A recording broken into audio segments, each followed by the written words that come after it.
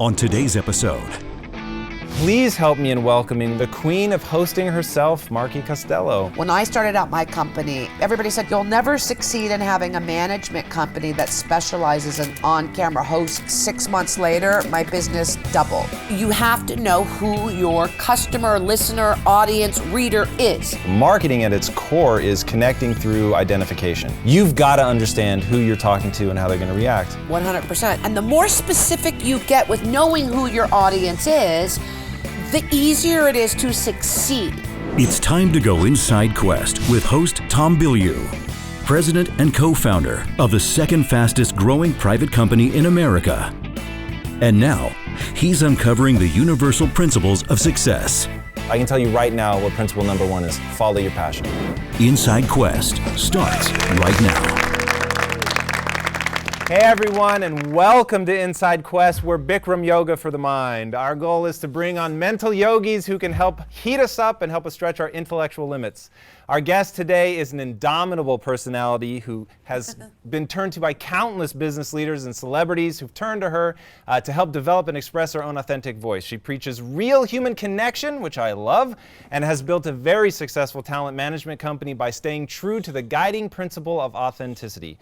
Uniquely able to peer into the soul of humanity, she really has stayed on top and ahead of the changing face of entertainment, understanding the shift towards the internet and the impact of social media in a way that few people really can match. So please help me in welcoming one of the largest personalities in the world. She's an author, instructor, consultant, talent whisperer, and founder of Creative Management Entertainment Group, the queen of hosting herself, Marki Costello. Whoa! Marki, thank you so much. That was very impressive. I was impressed by my impressiveness. Wow. I was really you impressed yourself yes, with that one. I was impressed by my body of work, if you will. I was impressed in the moment as well. So we just shared something that was nice. Thank you for that. Yes. Now, it really is incredible. The thing that I think going through your career that I found most impressive was the way that it goes across so many different areas. Yeah.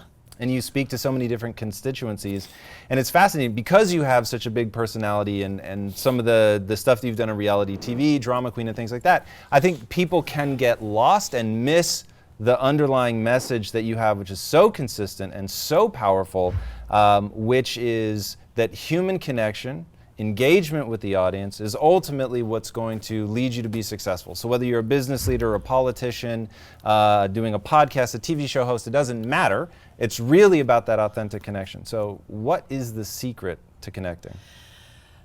Knowing who you're connecting to or want to connect to. So let's take Donald Trump for a second, okay? So We're going Donald right Trump, there. let's go right in. So Donald Trump comes out with his ridiculous statement, and behind the scenes, I have a big executive friend at NBC. They have an emergency meeting with him the next day, and they say, look, we have to do a press conference. We have to say that what you meant was really A, B, and C, and not what you really said. It was taken out of context, blah, blah, blah. And Donald Trump said, absolutely not. I won't. I did mean what I said, and I will continue to preach what I really believe. Now, obviously, he got huge backlash, and NBC dropped him, and everybody dropped him because they said we can't be aligned with someone who is clearly a racist. Now, here's the interesting part. I was talking to some millennials, and they said, well, I think all politicians are liars. I don't agree with Donald Trump. I wouldn't vote for him, but I have mad respect and props for him because he didn't back down to what he truly believed. He said, look, this is what I believe, and I'm not going to apologize for it. And if everybody drops me and everybody hates me and nobody votes for me, so be it, but I am who I am. And I think it's going to sort of work in his favor because being so authentic, he's connected to a lot of people for his truth. So I'm going to separate two things that you're saying because one I really agree with and then the other one I think you're crazy.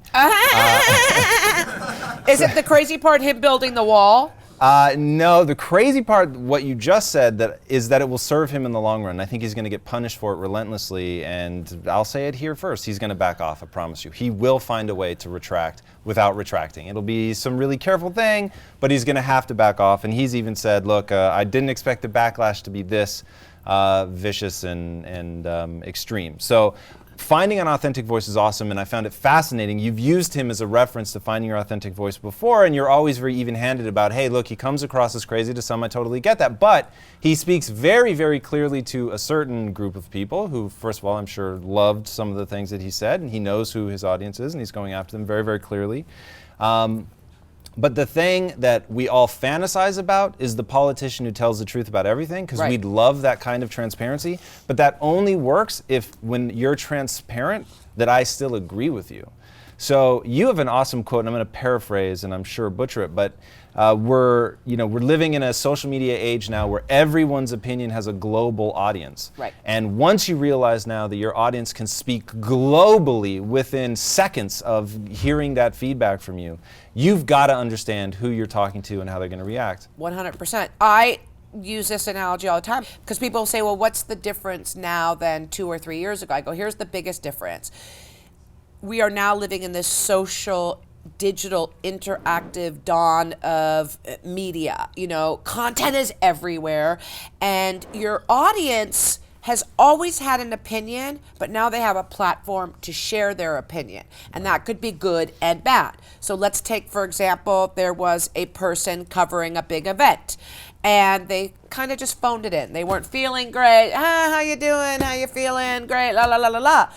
Normally, 2 or 3 years ago, that person would have gotten a slap on their hand, you know what I mean? Right. Bring it up 4 notches, you're sort of...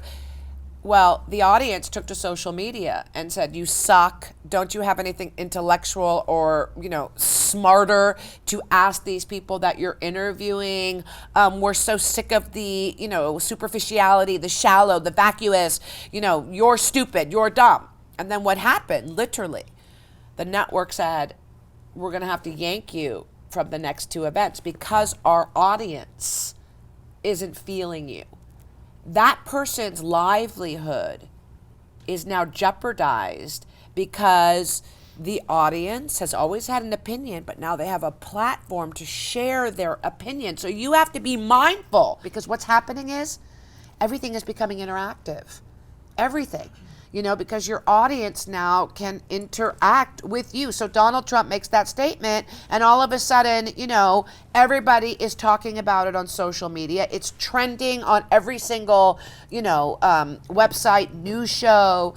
And so whether you hate him or love him, he is getting our attention, negatively or positively. Right. With that, you almost have to separate what you're saying there, specificity, authenticity, finding your voice, and finding your voice in a way that becomes marketable, right? So marketing at its core is connecting through identification. So you fly the flag of what your tribe is, and you welcome other people who think the way that you think and want to be a part of your tribe, and they come in. And you hope that you pick a tribe that's big enough to be meaningful from a business perspective, but that's also very, very specific, so people know if they belong in that tribe or not. But when you're a politician, you really do have to appeal to everyone, or at least the majority, right? I want someone in the White House, not Donald Trump, but I want someone that is going to not back down from what they said and what they promised us. And I don't know if that's even achievable or conceivable in this day and age. But what I do think is great about communication and social media and the media now, it's all out there and we all have access to it and attainability. But there has to be accountability as well. Did you read Schwarzenegger's autobiography, Total Recall? I'm going to have to be totally honest with you. Yeah. No.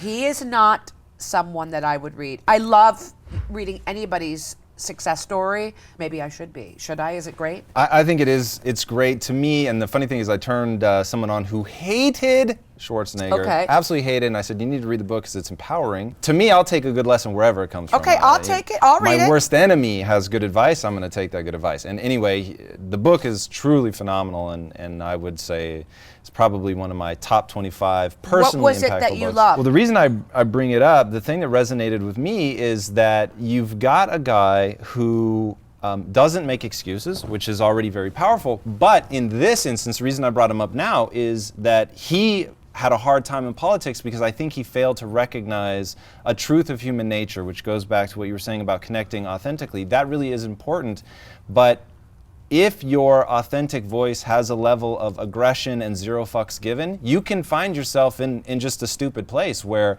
you're going to shut down the other person, right? And one of the things that I think have fascinated people about the way I interview is I never know who I'm going to be walking into the interview because I have an end goal in mind, right? So my end goal is to find out who that person really is and answer one question: will you thrive here or not? And when you say here, meaning in the world, the universe, quest. Here in Quest. So I never know what I'm going to have to do to get them to be who they really are in that interview, because interviews are weird. They come in as a representative of themselves, who they want you to think they are, not who they actually are. And you have to quickly break through those layers to get to the truth of who they are. To do that is different with every person, right? Some people come in with big personalities, some people come with small personalities. Some people come totally professional and they push you back through the suit and tie and all that. And you have to sort of figure the path to that truth. Now, that's critical, but it's totally goal-oriented, right? And if your goal is, I want to just be me, like I want to be the version of myself that makes me feel the best, you're setting yourself up for failure. Well, and I think, and look, I probably shouldn't prognosticate too much on Schwarzenegger's political career, definitely in way over my head here, but I'll just say what I think happened based on what I know about human nature. He comes in bigger than life, he outshines people, which makes him feel insecure, which means they're going to shut down, clam down, not want to see him get what he wants because it makes him bigger and then less important. So they're fighting for their own significance. So now, just to be personally significant, they have to reject him. Right. Whereas if he had flipped it and come in super humble and tried to work with people and help them feel great about themselves and if his goal had been everyone that's around me, I want them to feel more powerful, better about themselves than when they're around me than they do when they're not around me.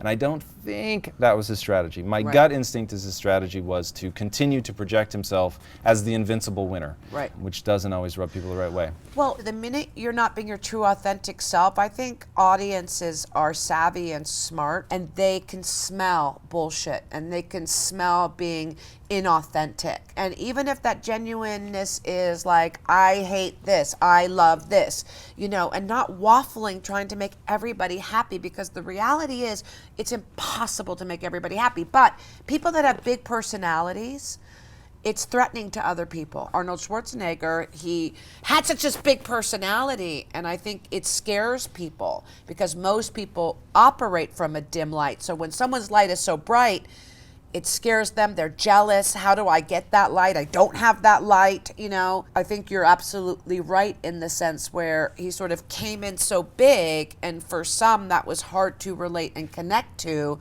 For others, it was fabulous. I've worked with huge businessmen, like billionaires, and they've come to me to go, I want to be a better public speaker, or I don't know how to ask other billionaires to donate. And I feel embarrassed. I have all this money and I donate, but I don't like to ask other billionaires to donate. It makes me feel uncomfortable. So I worked with this huge billionaire, smart genius, very quiet. And the crazy thing is that his whole reason for coming to me was, I really want to spread the word about my philanthropy and my charity that means so much to me. But I get very uncomfortable when I'm talking to the masses, the people. And I said, well, what inspired you to start this charity, and why is it so important to you and your wife? And he said, we were on a trip, we met this little girl, and he goes into this whole wonderful story. So I said, when you get up at the next fundraiser, all I want you to do is tell me that story of that little girl, but tell it to the whole audience. And let them at the end of that story then decide on their own if it's worthy for them to donate their money. So you're not asking them, you're sharing with them the importance of philanthropy and giving back. And I always say, you don't have to be a billionaire to be a philanthropist. You don't have to even know how to spell philanthropy to be a philanthropist. You know what I mean? But when you're successful, it's very important that you give back. Attitude is gratitude. Abundance is reflective. When I started out my company, everybody said you'll never succeed. You'll never succeed in having a management company that specializes in on-camera hosts, experts, brands. And I said, why? Oh, it's never been done. And I said, all the more power to succeed. I sort of look at life and being a businesswoman as the ultimate game. Like, I want to go to the next level. I want to master one level, and I want to go to the next level, and then I want to go to the next level. Yeah, but that's how you're going to win. I want to know what drives you. So you stayed up till 4 a.m. playing a video game because you were unwilling to stop until you won. Yes. So you definitely have the will to win. Right. If I understand the story right, Chuck Burris really taught you what hard work and taking a risk is all about. Yep. Mom dies, that's a big impact. So as you tell the story, you make it sound like it's just a snowball and you were along for the ride, but I don't buy that. No. It wasn't. It's a lot of hard work. I think what was driving me ultimately at the end of the day was I wanted success. I'm not going to lie. I wanted money. And what does success mean to you? I wanted power. I wanted to prove a lot of people, naysayers, wrong. But what I really wanted to achieve and what drives me, honestly, is it's just failure isn't an option. I like to push myself to see how far I can go. I literally think of my life as a video game. Okay, those are two contradictory things, though, and I think that people fall into one of two camps. You either move towards things or away from things. If failure is not an option, it's because you don't want to fail. But that's very different than moving towards success. So are you in a panic that you will be perceived as a failure, No. or is there something specific you're trying to accomplish with your life? I just feel like no guts, no glory. I don't see what the downside is. What's the worst that can happen? Sure, and that's fine, but that's like saying I'm doing it because it's safe. And you've spoken very eloquently on getting people away from talking about the things that are safe. And that's usually where somebody who comes to you, whether they're a business leader, a host, or whatever, you literally carve away and say, that's the safe shit, your word, not mine. Let's get rid of that. We have to get through to that thing. I disagree with you. I don't think what I'm answering is saying is that the safe way. I think that, like, I just don't have anything to lose except why not build this empire that I can build? I want to build a fucking empire. And, do you want to see how far you can go? And I want to see how far I can go until I die. I want to work until I can't work anymore. If I stopped working, that's what would kill me. I really believe what's lacking with this young generation is work ethic. You know, I don't care how stupid this sounds or, you know, how many times you've heard this, but hard work pays off in your relationships, in your business, in your life, let's say you wanted to lose 40 pounds. Well, are you going to lose that 40 pounds by not working hard or working hard by eating the right things, going to the gym? And then after you lose the 40 pounds, do you start eating the way you used to eat that got you 40 pounds fatter? No. You have to continue to eat that way, exercise to maintain.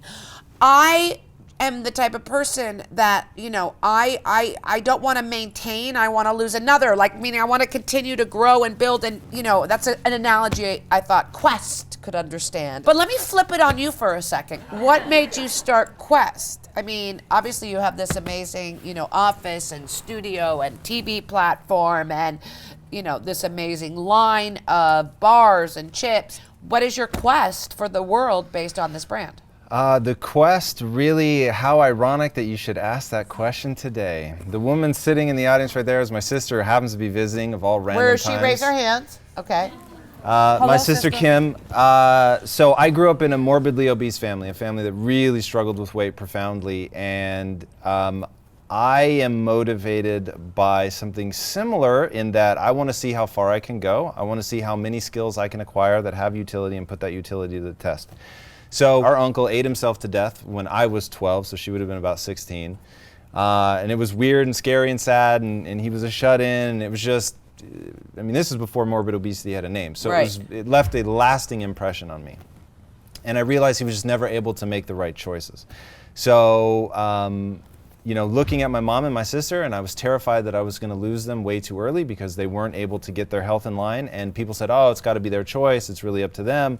And I reject that. And I said, then that means that I don't yet have the skill set, because my secret goal in life, if you want to get down to who I really am, and this audience knows it all too well, I want to be a Jedi. And I say that with absolute sincerity. I'm not trying to be cheeky. I don't want to wield lightsabers. It's not interesting. But these are not the droids you're looking for, is the central movement of my life. The ability ability to persuade myself to do things that even I think at the beginning of the journey are too difficult, and I believe in my ability to influence myself and then the ability to influence others. And so I looked at my sister, and who was, she was very unhappy. And I said, what would it take to make her happy?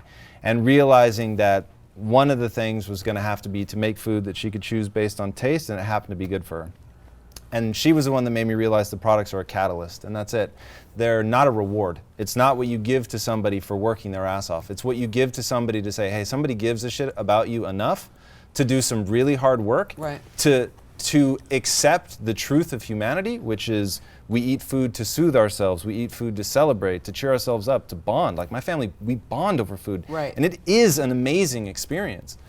And the joy that it can bring in wanting to do that. And watching then what she did with that is so mind-blowing. And she took that tiny catalyst and transformed it into a revolution in her life that is echoed through our entire family, and is one of the most beautiful transformations that I've ever seen in my life.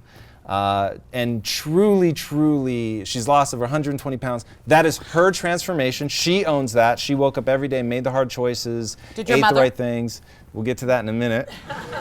Ate all the right things, has just changed as a human being, has become a light and a joy for herself and for others to be around. And her career, you can literally watch what's happened in her career, tied completely to the awakening of joy inside of her. Feeling good. Yeah, and it's incredible, and she's just gotten herself into this self-reinforcing positive loop. And it has become lore for this company, and it's the mythology of this own company that it is a catalyst, and look at how it can impact the people. And so for me, it's a deeply personal endeavor. I'm not an idiot. I know that there's hundreds of millions of people that struggle with the same kinds of things, and myself included in that. At one point I was 230 pounds. So I understood the realities of the human condition, the things that led people to be there, and on two levels. One, it was deeply personal and beautiful, the most amazing thing that's ever happened to watch her transform. And then two, one thing that I pride myself on, and you have to be everyone needs to pride themselves on something, and you need to be incredibly careful about what you pride yourself on. One of the things I pride myself on is looking at the biggest problems we face as a society and saying, that's my problem to solve. So metabolic disease, obesity, that's my problem to solve. It's not anybody else's problem. I'm not waiting for somebody else. I hope other people rise up next to me, because my goal is to end it. It's not to, be holding a flag and saying, I did it. I'm just not willing to say, oh, there's nothing that can be done, and wait for other people to act. Like, that's on me. Right. So, and because that fills me with pride, just the willingness to embark on the journey, whether I fail or not is somewhat irrelevant. Just having the guts to go down that path is meaningful. Now go back to your mom. Yeah. So here's the beauty of my family. They've been this wonderful dichotomy that showed me that we've gone a long way and seen amazing things happen with what this company's been able to do, and we've got a long way to go. And we haven't yet gotten the lock and key for what my mom needs to take that next step. I feel like we're getting closer. And my mom is a breathtakingly amazing human being whom I love beyond all measure, and have just massive, massive amounts of respect for her. And that's why, to me, it's a problem. It's just a problem that has to be solved. And I just don't think we as individuals have to sit back and say, but that's not my problem to solve. No, I agree. I feel like what happens is in life, when you're on your path, your quest, for whatever it may be, whether it's weight loss, building a business, raising a child, having a healthy relationship, obstacles will be thrown in our way. And I don't think we're ever judged on the obstacles, but we're judged on how we deal with the obstacles. And, so I sort of look at those obstacles as getting to the next level. So like when an obstacle or a problem comes, I go, oh, over that obstacle, once I remove it, is the gift. And then I go to the next level, and so on, where most people, 90% of the world, think, oh, there's the obstacle, I give up, it's too hard, I tried, I just can't do it. And that's why they stay stagnant. Why do you do that when so many others stop? Because I'm not fearful of failing. I'm not fearful of dying. I'm not fearful. I think 90% of the world is run by fear. And fear is the unknown. Fear is scary. You know, we're built to be fearful of, if we don't buy this product, we won't have pretty hair. If we don't buy these shoes, then we won't have good posture. We're wired from a young age that fear is what sort of motivates us to purchase, buy. And so we're fear-based. 90% of the population is fear-based. The 10% of the population that isn't fear-based are the successful people. And I say 10% because that's really the truth of the successful people out there. Do you think people can be broken out of that? Yes, I do. I think. How do you break them out of that? You break it out of it by changing and rewiring, just like a computer, just like losing weight. You know, you broke your sister out of her relationship with food, her relationship with self, her relationship with her job based on how she felt, which was a result of food. So you sort of broke her out of that. And I feel like there is a way to break out of how you're wired with fear. Well, let's go a little bit deeper on that, because so one thing that I think is really important to note about her transformation is I didn't do anything. I gave her a catalyst. That was it, right? And that's how we internally refer to what we're trying to do. We're trying to give people a catalyst and then create a supportive group to support them, cheer them on as a change. But she had to do the hard work, right? She had to show up every day. She had to grind it out. Sure. Right. The catalyst, no question. When I think about how do we free people from that fear mentality, and I trace back, let's say, my sister, I don't know what happened in her mind that actually clicked her over into taking that first step and finally saying, okay, fine, if I fail, so be it. I'm not going to be a slave to fear. Let's say you've got a client, they walk in, you can tell they are the next thing. There's something special about them. They listen, they take your direction, but they are afraid. How would you help them pass that? Bye-bye. Really, that's it? You don't have an answer for getting them out of that? No, because I know no matter what I do, it'll never be enough. In the sense where, talent are the most self-sabotaging human beings walking the face of earth. And what's happened in this day and age, they have gaping holes of, I wasn't loved by my mom, my dad beat my mother, so I want to become famous so everybody loves me.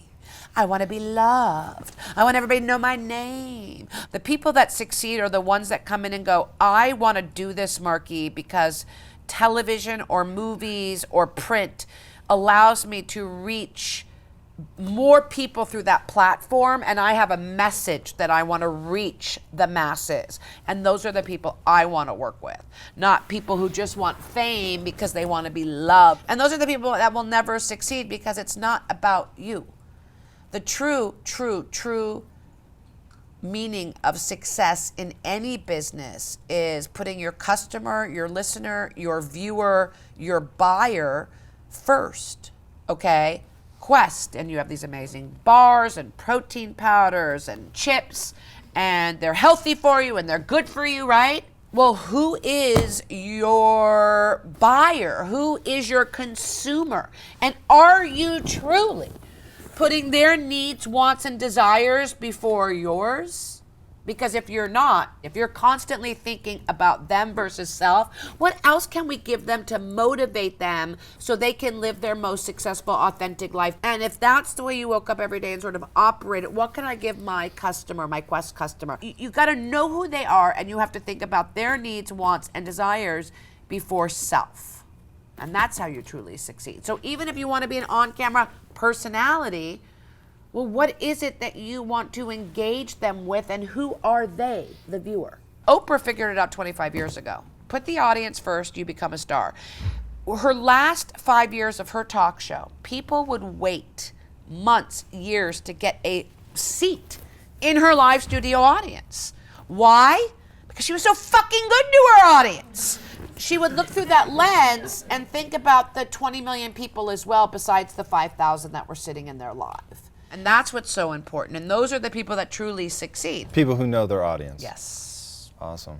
And their brand. Knowing their audience and their brand. Okay. Marki, thank you so much. Amazing to have you on the show. Thank you. Thank you. The incomparable Marki Costello, absolutely amazing, delivers everything with high energy, knows her audience, entertainment value, has a big personality, which I am certain is a cultivated tactic that this woman uses to work her way through the world very powerfully.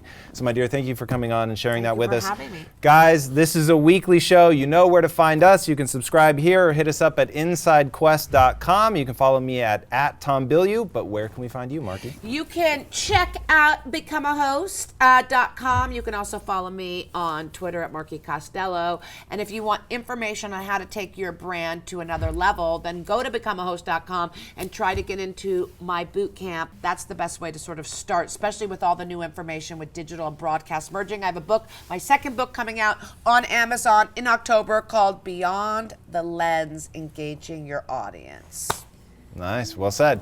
All right, Periscope, don't go anywhere. We're about to do Inside Questions. Everybody else, thank you so much for joining us. And if you're on YouTube right now, be sure to go watch the Inside Questions version here with Marki Costello. Marki, again, thank you so much for being on the show. A pleasure. Coming up next, Inside Questions. Why don't we jump to one of the Periscope questions here? I want to hear from both of you. Are there any specific tools that you can suggest I can utilize to get in touch with and uncover my passion, as I am not sure what I want to do with my life? Marki. Here's a great tool. If you were going to write a book and like a publisher would possibly buy this book from you, what could you write a book on? If 10% of the population can relate and connect to her, then you're a mega global brand. For me, passion really is going to come down to that thing that you like, the thing that you love doing, the thing that you're drawn to. I don't think people don't know what their passion is. I think they're embarrassed to admit what their passion is.